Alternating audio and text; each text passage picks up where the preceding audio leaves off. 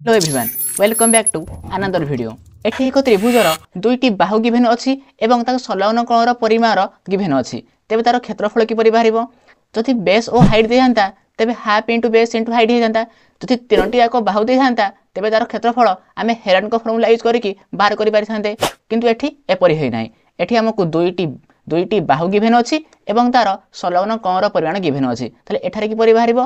ले ता पय फॉर्मूला हला half A B sin c। मतलब जो बाहु दुईटा गिभेन अछि तार गुणफल एवं जो कोणर परिमाण जो संलग्न कोणर परिमाण देइछि तार sin कोणर परिमाण सह गुणफल। तेबे यार क्षेत्रफल हबो हाफ ए बी। ताले एठी ए अछि 6 एठी बी अछि 8 तेनु half into 6 into 8 sin c मतलब sin c कोणर परिमाण 30 डिग्री तेनु sin 30। तो ये 2 इनटू 3 जे 6 हे जिवो देन 3 इनटू 8 हबो 24।